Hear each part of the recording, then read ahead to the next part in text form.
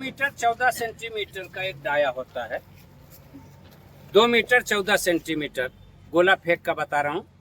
एक साथ का यहाँ सेंटर ले लेते हैं टेप से और इसको घुमा देते हैं। 2 मीटर 14 सेंटीमीटर का एक घेरा होता है। इसके अंदर से ही हमें गोला फेंकना होता है।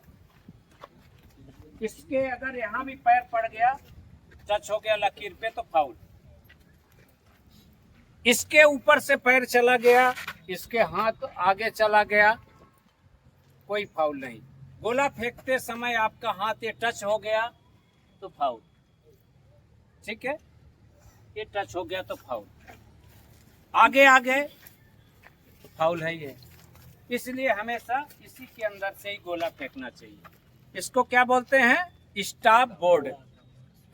उसको टेकअप बोर्ड, इसको स्टॉप बोर्ड बोलते हैं। ये अभी नहीं, अक्टूबर में आपको सब एक पूछा जाता है इंटरव्यू में, जो 50 नंबर का इंटरव्यू होगा सब इंस्पेक्टर का ना, तो पूछते हैं कि इसको क्या बोलते हैं? Stop board.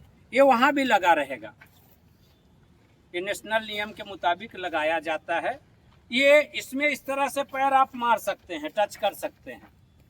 इसके ऊपर रखेंगे तो फाउल। यहाँ मार सकते हैं, यहाँ मार सकते हैं, यहाँ से करके गोला फेंकते हैं। ये पटिया इसलिए गाड़ा जाता है, आपको बता दूं। ये पटिया का मतलब ये नहीं है कि आप इसके पीछे से फेंकें। ये पटिया का एक लॉजिक है कि जो एथलीट होता है यहाँ से गोला फेंकने आता है, इसमें चेप लेता है, इसमें पटिया इसमें अपनी उंगलियों को दबाता है और फिर पुश मारता है। ये पटिये का उपयोग करता है। इसमें जोर से मारेगा पैर और यहाँ से दबा करके और फिर पुश करेगा। इसका चेप ले करके, इसका पकड़ बना करके, इसको इसे सटा करके, इसके लिए पटिया रखा जाता है। ठीक है, जो एथलीट्स लोग होते हैं। इसमें 2 क्रॉस लाइन होती है, 2 क्रॉस लाइन होती है। हमेशा गोले के पीछे से आना चाहिए। गोला फेंकने के बाद आपको पीछे से ही जाना है, न कि गोला फेंकने के बाद आपका गोला चला गया और आप यहां से आ गए बाहर। ठीक है बेटा, धूप लग रही थी, इधर आ जाओ।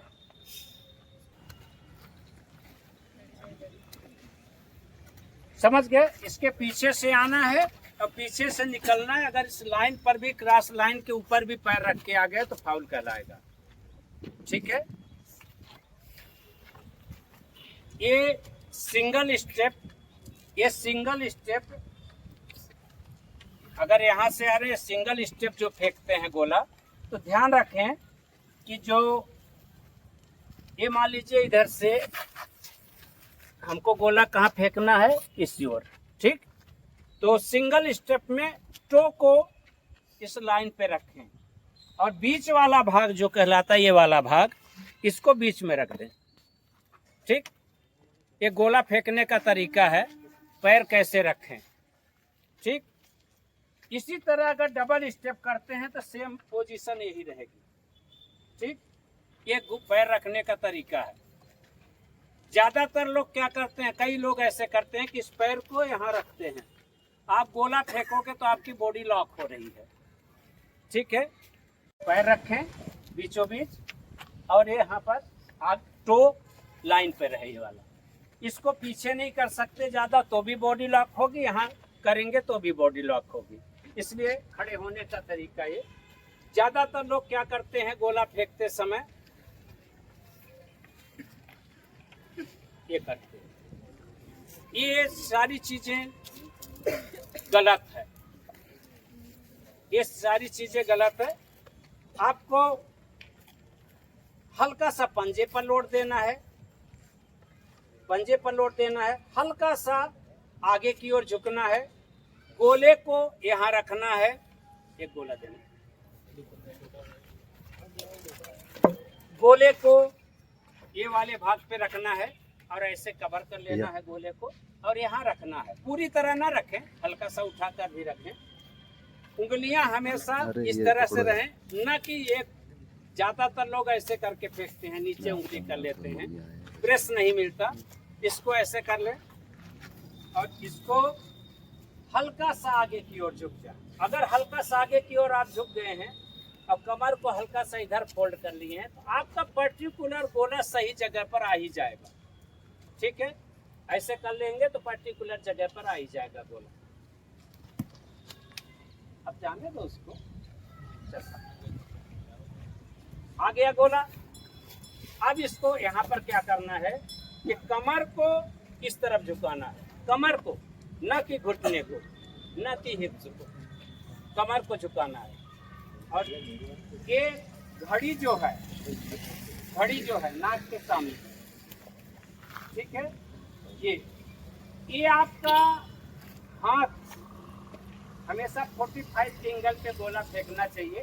45 का एंगल क्या होता है, सेंटर में खड़े हो गए। हर किसी का 45 के एंगल अलग अलग बनेगा, सबका हाइट के अकॉर्डिंग। ये हाथ को सीधा कर लिए और इसको फोल्ड कर लिए। अब इसको ले जाओ, जहाँ टच हो जाए ये 45 का एंगल कहलाएगा। कहाँ पर, वो टावर का ऊपरी हिस्सा मेरा जा रहा है, वो 45 का एंगल है। 45 के एंगल को देखते हुए 45 के एंगल में ही पुश करना है, न कि लाइन को देख करके 20 फीट, 21 फीट, 22 फीट। ये गोला फेंकने का सूत्र है कि 45 के एंगल को देखकर 45 के एंगल के डायरेक्शन में पुश करना। ठीक है, अब यहां से खड़े हुए, ये 45 का एंगल ये हाथ बनाता है, खाली हाथ। 45 का एंगल ये तभी बनाएगा जब इस हाथ को यहां से लाने के बाद इस तरफ से बाहर से फेंकेंगे। अगर इस हाथ को तेजी से ले आए, इस जोश में आकर के इस हाथ को ये दबा दिए, अक्सर ये करते हैं गलती, इस हाथ को ये दबा दिए तो 45 का एंगल न बन के 30 का एंगल बन जाता, गोले को उठने नहीं देते।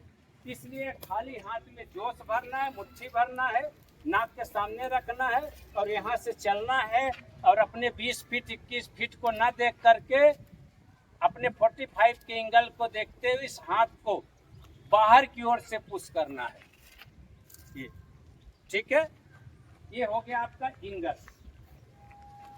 पहली चीज जो अपन ज्यादातर लोगों को जो गोला फेंक रहे हैं, स्टेप चेंज करने वाला गोला फेंक रहे हैं।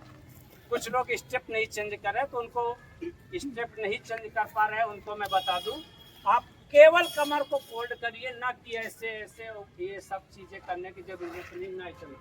ज्यादातर लोग ऐसे करते हैं और यहाँ आकर के रुक गए और फिर गोला फेंक रहे हैं, तो इसका कोई लॉजिक नहीं है। आप उतने में टर्न करिए, उतना ही एक्शन लीजिए जहां पर यहाँ रुकना ना पड़े, उसी स्पीड से हम गोले को फेंक दें। यहाँ से ऐसे आना है और यहाँ बिना रुके अगर गोला फेंकते हैं, बिना रुके विदिन सेकंड, तभी आपका डबल स्टेप कहलाएगा। अगर यहाँ से आकर के अगर यहाँ जरा सा भी रुकने के बाद गोले को पुश दे रहे हैं तो आपका सिंगल स्टेप में कन्वर्ट हो जाएगा। इसलिए बिना रुके एक आंधी की तरह आए और यहाँ से गोले को पुश दें। पुश देते समय ध्यान रखें कि आगे वाले पंजे पर अगर आप आ गए हो, पीछे वाली एड़ी उठ गई है, तभी आपका गोला सही पुश मिलेगा। अगर पीछे वाला पैर नीचे लगा हुआ है तो आपका लॉक लगा है, लॉक जब तक नहीं तोड़ेंगे तो गोले में फ्री पुश नहीं मिलेगा। ठीक है, इसलिए इस लॉक को तोड़ना है, इसको उठाना है और इस पंजे पर चढ़ना है। ठीक है, दूसरा, जब यहाँ से आते हैं तो गोले को जब लेकर हम यहाँ से चलते हैं तो गोले को ये झुके हैं काहे के लिए, पुश देने के लिए। तो यहाँ से झुके झुके आए और कैसे देखना है हमें, इस तरफ नहीं देखना, शुरू में हमें इस तरफ देखना है। और इस तरफ से कैसे देखना, ये इंद्रधनुष की तरह हमको जाना है, वो टावर के पास। आपको इधर देखना है, यहाँ पर सांस भरना है। जितना सांस भर लेंगे, जितना सांस भर लेंगे उतना किलोग्राम आपका वजन गोले का हल्का लगने लगेगा। सांस भर के फिर रुकना नहीं है, सांस भर के तुरंत आपको बढ़ना है।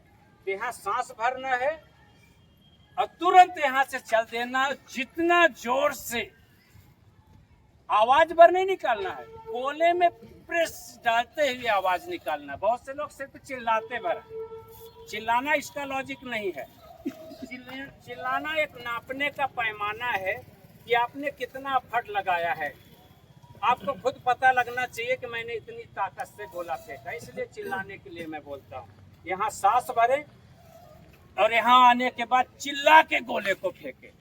बस ध्यान रखें कि डबल स्टेप जो भी फेंक रहे हैं यहाँ से नीचे के नीचे जाएं, और यहाँ से जो मेन पार्ट गोले का जो फेंकने का पार्ट होता है ये होता है। इसको कोशिश करें हाथ के साथ ये पुश ले आए, इसको दबने ना दें। ज्यादातर लोग क्या करते हैं, हाथ का ताकत लगा रहे हैं, इसको पीछे का जो मेन पार्ट है इसको क्या कर रहे हैं, पीछे की ओर हाथ में ताकत दे रहे हैं, और मेन पार्ट को जिससे पुश मारा जाता है इसको पीछे कर ले रहे हैं। इस आदत को सुधारिए। यहाँ से चलिए, झुक के जाइए, यहाँ से जाइए और यहाँ से इसका पुश दीजिए। ठीक है। ये दूसरा जो स्टेप चेंज करके फेंक रहे हैं, यहाँ से झुके, यहाँ से झुके और यहाँ से जो चिल्ला के गोला फेंकते हैं, तो ज्यादातर लोग क्या कर रहे हैं, अब गलती स्टेप को चेंज कर ले रहे हैं और फिर गोले को फेंक रहे हैं। तो आपको यहाँ से ऊपर की ओर गोला पुश करते समय हवा में जब आप रहे ना, हवा में जब आप रहे ना, तभी आपका गोला निकल जाना चाहिए। ये नहीं कि आप गोला फेंक रहे हैं, फेंक दिए तब चेंज कर रहे हैं, या फिर पहले चेंज कर लिए तब गोला फेंक रहे हैं। ठीक है ना। ये यहाँ से मेन यहाँ पर है, यहाँ से ऊपर की ओर पुश करते हुए इस पंजे पर चढ़ जाइए। ठीक है। पंजा आपका इस तरफ होना चाहिए, न कि ऐसे फेंकने के बाद इस तरफ से। ठीक है। अब मेन चीज है, आप लोग ध्यान दीजिएगा। वहां मान लीजिए आपका गोला ये गिरा,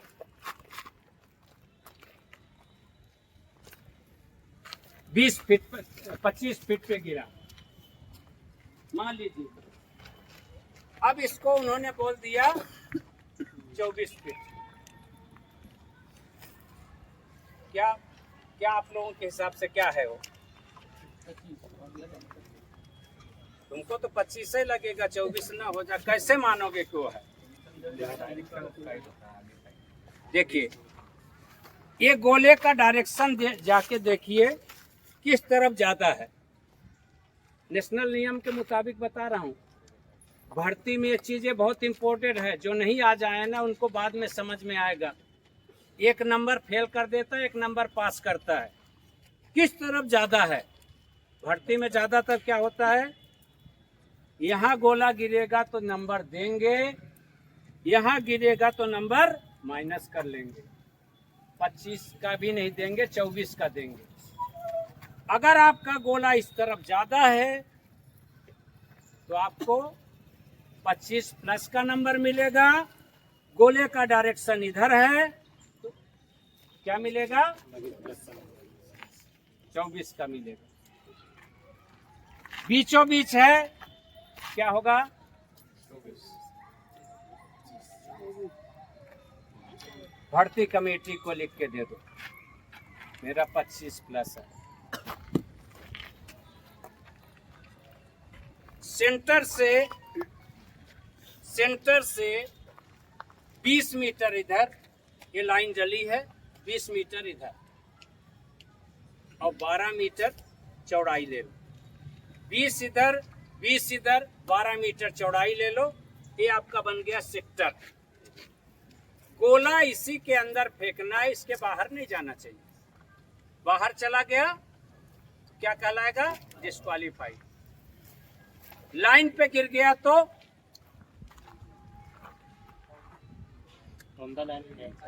इसमें भी यही देखना है कि हमारा अंदर की ओर गोला है कि बाहर की ओर है, ये देखना है।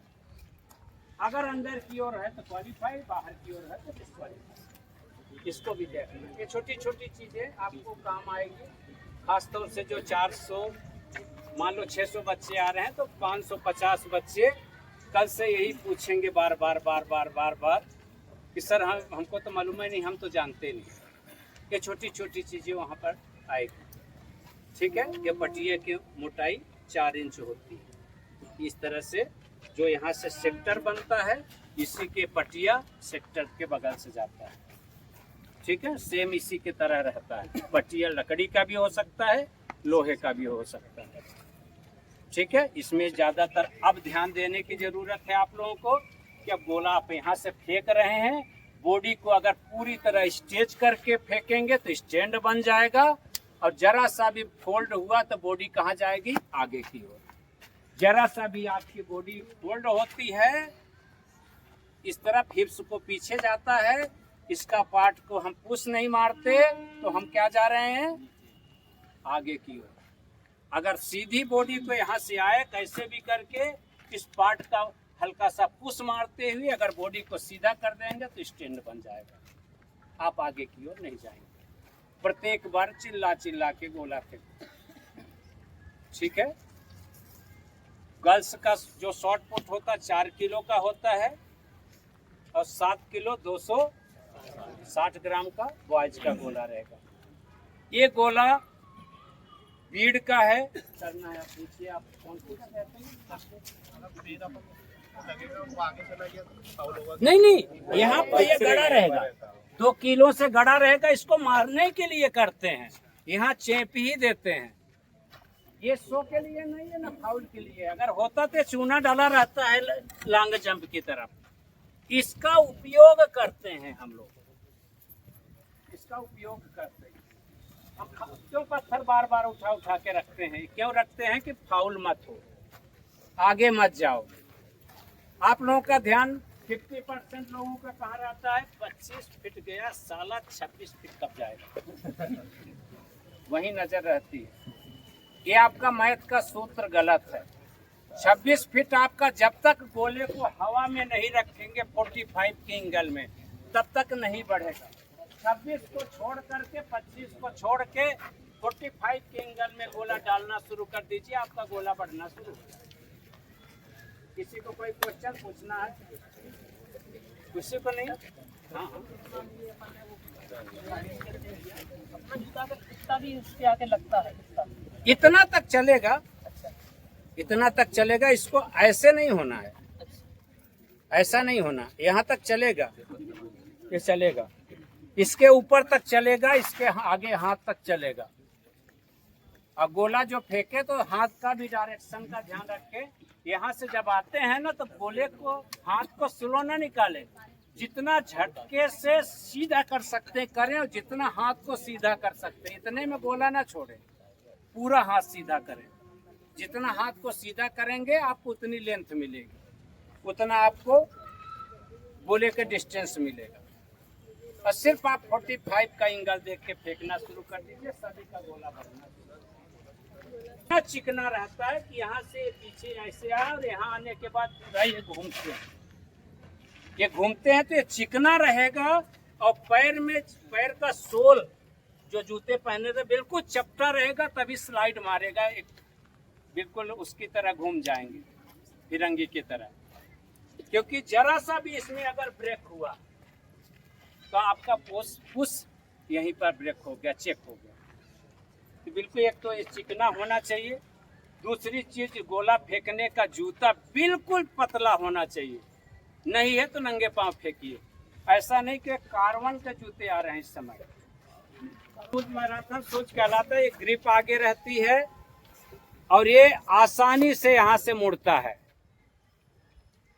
आपके यहाँ पर दर्द नहीं उठने देता। स्पाइक भी ऐसे आसानी से मुड़ता है। ये शुरू में जरूर हार्ड है, मगर धीरे धीरे इतना सॉफ्ट हो जाएगा कि शायद है कि उस दिन से तुम नाइक, रिबॉक, एडिडास भी पहनना भूल जाओ। इसलिए जो कार्बन की कमीशन से जिसने दिलवाया है वो भी नहीं पहनता होगा, है ना। तो इस तरह का शूज का इस्तेमाल करें। मैराथन शूज पतले सोल का, रनिंग में ये आपके रनिंग में भी काम आएगा, अच्छा लॉन्ग जंप में भी काम आएगा और गोला फेंक में भी काम आएगा। मगर मैं राय यही दूंगा कि रनिंग में भी मेडिकल टेप लगा करके दौड़ें, मोजे पहन लें, नंगे पांव दौड़ें, कीचड़ हो कुछ भी हो नंगे पांव दौड़ें, गोला फेंक में भी नंगे पांव करें, लॉन्ग जंप भी नंगे पांव करें। नहीं आदत है तो इस सोल का इस्तेमाल करें। ये कितना भी हार्ड सरफेस में दौड़ो, बड़े से बड़े डॉक्टर भी कहते हैं कि घुटने में दर्द है, सीन पेन है, स्लिम डिस्क आ गया, कमर में दर्द है, गम सोल का शूज इस्तेमाल करना चाहिए जो लेयरें चढ़ी हुई है। आप देखे होंगे कि बास्केटबॉल हुआ, चाहे टेनिस हुआ, चाहे बैडमिंटन हुआ, वहाँ सिर्फ इसी सोल का इस्तेमाल किया जाता है। इसको बोलते हैं गम सोल। ठीक है ना, बदलने